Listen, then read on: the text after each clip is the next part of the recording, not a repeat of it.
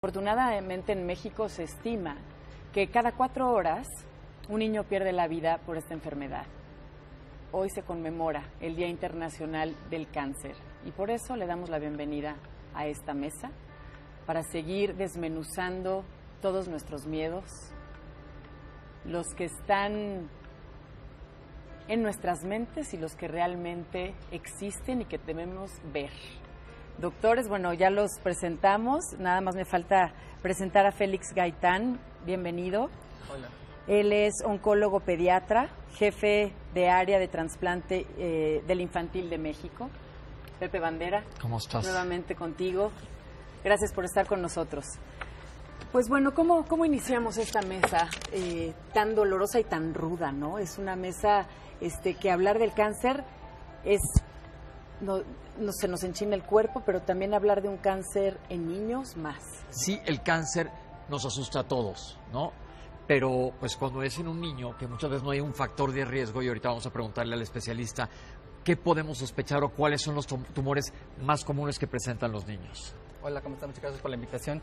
Pues sí, efectivamente, la palabra cáncer, como ustedes lo acaban de comentar, es una palabra que impacta muchísimo. O sea, ha habido muchos estudios donde simplemente el mencionar la palabra cáncer, pues tanto los adultos como los niños, pues es una situación que no quisiéramos enfrentarnos. Desafortunadamente el cáncer pues está presente en los niños y hay que tratarlos. Se estima que normalmente en México se diagnostican hasta 5,000 casos nuevos por año, pero lo más importante es ese punto que acabas de mencionar, que quitarnos ese tabú de decir cáncer igual a muerte. Afortunadamente en niños el cáncer más frecuente es leucemia linfoblástica aguda, pero teniendo ciertos factores pronósticos como se van clasificando ese tipo de cáncer, llegan a tener supervivencias hasta arriba del 80%. Déjame explicar qué es este tipo de cáncer para la gente que nos está viendo. Este es un tipo de sangre de cáncer en la sangre, de células sanguíneas, y existen diferentes de ellos. Estas agudas son más agresivas, pero son más frecuentes en niños y con mejor pronóstico.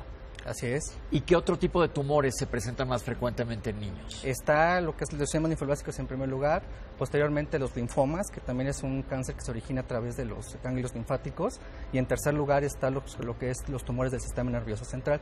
Esos son los 3 cánceres más frecuentes en México, y posteriormente del cuarto hay una infinidad de tumores, pero ya también depende de zonas geográficas y también de los hospitales que vayan reportando. ¿Cómo detectamos, doctor? ¿Cómo podemos ser unos padres conscientes y decir la única manera es detectarlo lo más pronto posible? ¿Cómo podemos detectar un cáncer con nuestros hijos? Mira, en general el cáncer, hay formas hereditarias, pero es muy poco en lo que es el niño, aproximadamente 10%. Okay. Un 90% se da por alteraciones a nivel de nuestras células. Y está muy en boga decir que por qué está pasando esto, ¿no? Puede ser desde la forma de nutrición, desde las radiaciones. Son muchos los factores que influyen para el desarrollo del cáncer. Cáncer es un crecimiento anormal de este tipo de células, de un cierto tipo de órgano. Y dependiendo del órgano que está desarrollando ese tipo de células, pues va a dar sintomatología. En forma general, siempre comentamos, porque es un problema actual, un problema nacional de salud, que ese tipo de cáncer, que aunque sí efectivamente se puede curar, desafortunadamente en México más del 70% de los casos llegan en una forma muy avanzada, y eso pues está muy demostrado en cáncer, que etapas avanzadas pues tienen peor pronóstico. Claro. Entonces lo que nosotros necesitamos es detectarlo en forma temprana. Esto incluye desde los padres, cómo hacer nosotros como papás para poder saber o prevenir. Pues es difícil porque en cualquier momento puede desarrollarlo, pero sí podríamos que lleven una buena nutrición, llevar un buen esquema de vacunación, por ejemplo, para poder evitar cáncer, por ejemplo, de hígado con la vacuna de la hepatitis. Y lo más importante, creo yo, y eso hacemos mucha énfasis, es llevar a nuestros hijos a una revisión periódica. Nosotros tenemos esa situación de que yo veo al niño un poquito malito, lo automedico, o simplemente lo llevo a cualquier médico que a lo mejor no está tan capacitado, y me le dan un medicamento y me dan otro medicamento, y ahí voy dejando los síntomas, y esto empieza a avanzar. Desafortunadamente, cuando ya llevo varios médicos que he estado acudiendo y no hay una mejoría de esa sintomatología, el médico también, médicos de primer contacto, debe sospechar, decir, bueno, ese niño tiene fiebre, pero ya es una fiebre donde yo no estoy identificando un foco infeccioso, donde ya es una fiebre donde ya sale aparte de la evolución natural de la enfermedad. Entonces esto me tiene que a mí alertar para poder decir, bueno, si este niño está presentando esta sintomatología, tengo que sospechar y pedir estudios paraclínicos o de imagen para poderme apoyar. En base a lo que dices, Mau, que me parece súper lógico, en adultos, pues nosotros somos responsables de nuestra salud y podemos acudir al médico, pero muchas veces, cuando eres padre, pues estás al pendiente de tus hijos y sin querer ser alarmista, ¿qué banderas o qué focos rojos tenemos que pensar en niños? ¿Qué sintomatología puede haber? Ya dijiste, una es fiebre de origen oscuro, ¿qué quiere decir esto? Que no es una fiebre infecciosa. ¿Qué otros síntomas hay que estar pendientes en niños? Crecimiento anormal de los ganglios. Si bien es frecuente un crecimiento normal en los niños, sobre todo en etapa pues, de 4 a 6 años, sí, hay crecimientos que tienen ciertas medidas que ya no caben dentro de una... ¿Y en dónde tocamos las mamás los ganglios de nuestros hijos? Los ganglios normalmente salen a nivel cervical, a nivel axilar y a nivel de la ingle. ¿Sí? Okay. Nosotros como médicos también tenemos, ya ha habido muchos estudios donde tenemos una medida de cada ganglio y dependiendo, si yo tengo un ganglio que mide 3 centímetros no es normal, aunque sea solo uno no es normal, tengo que acudir. Sí, puedo tener muchos ganglios, pero a lo mejor con características que me hacen sospechar que no es maligno y puedo darle un tratamiento y darle un seguimiento. Pero en general fiebre, crecimiento anormal de los ganglios, síndrome anémico, eso es muy importante porque luego abusamos, digo abusamos porque estamos en el medio médico, de que lo veo anémico, lo veo pálido y dale vitaminas. Está recomendado que antes de dar ciertas vitaminas puedes hacer un estudio en forma general, realmente necesita esas vitaminas ese paciente, tiene una buena nutrición, no solamente dar medicamentos. ¿Sí? ¿Y cómo darse cuenta que tu hijo tiene un síndrome anémico? Lo vas a ver pálido, lo vas a ver que de repente le palpita muy rápido el corazón, se cansa cuando juega a diferencia de todo el resto de sus compañeros, lo vas a ver de otro color, lo vas a ver como un poquito más lento antes de que, como dice el doctor, automedicarlo, averiguar qué es lo que está pasando. ¿Qué más foco rojo?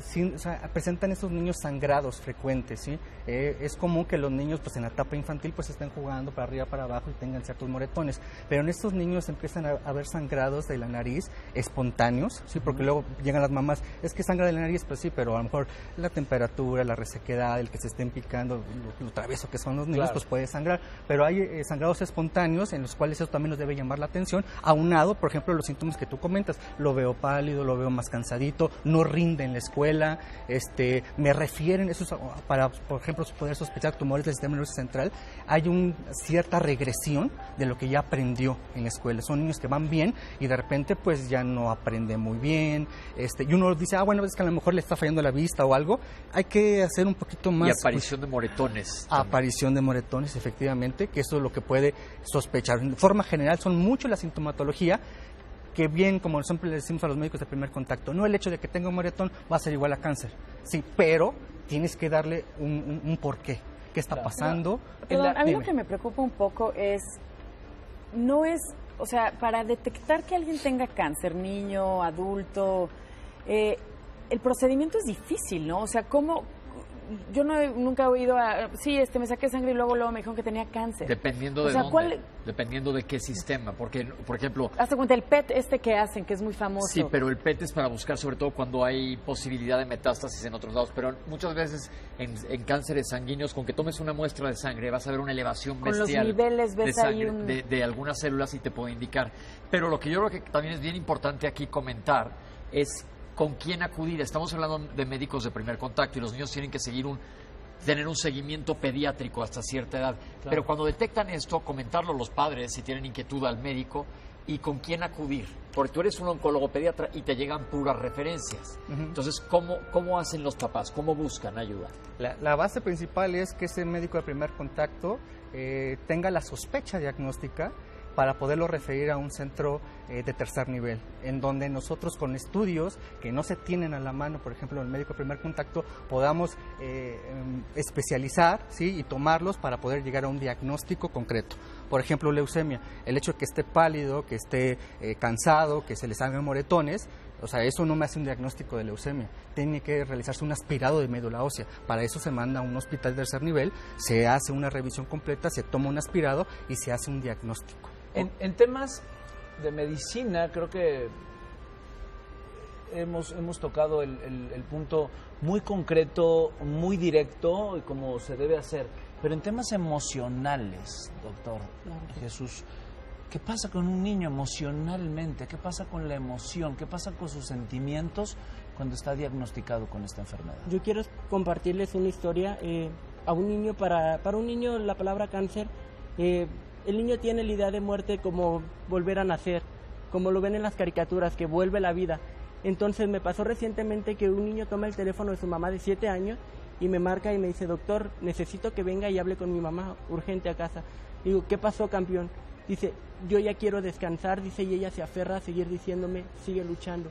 En ese momento, cuando acudo a casa, platico con la mamá, muy complicado, porque es liberar. Los padres, yo creo que el dolor más fuerte es dejar partir a un hijo, pero en ese momento en que la mamá lo abrazó, le dije, abrácelo, dígale que lo quiere mucho, que la muerte es parte de la vida, que todos en algún momento nos vamos a juntar. El niño se despidió del mundo con una sonrisa, porque realmente lo que necesitaba era liberarse. Entonces los niños muchas veces es lo que necesitan. Pensamos que como tanatólogos vamos a estar constantemente con el familiar informando, no. Muchas veces los seres humanos no necesitamos decir más palabras más que un abrazo y estar en el momento con las personas. Son de las cosas que me ha tocado ver cómo los niños parten con la mayor tranquilidad del mundo cuando los papás tienen información adecuada y yo creo que el amor trasciende, porque es un sentimiento que va a ser prolongado, porque me decía la mamá, una forma, dice, de dejarte ir, hijo, es de que vas a vivir eternamente en mis recuerdos, en mi corazón, dice, y como madre te dejo ir, y bueno, son de las cosas fuertes que uno le toca enfrentar, ver partir. Muchas gracias, Jesús, claro que sí. Un abrazo puede curar cualquier emoción fuerte que estamos viviendo y es cualquier otra palabra, sale sobrando. Exactamente, sale sobrando. Y gracias por abrazarnos con tu comentario. Gracias por haber venido a esta mesa. Y pues nada, seguimos viviendo, seguimos adelante y seguimos tocando estos temas tan importantes en estas mesas. No hay que hacernos de los oídos sordos, hay que estar bien atentos mejor y a vivir, como diría mi querido Odín Dupeirón.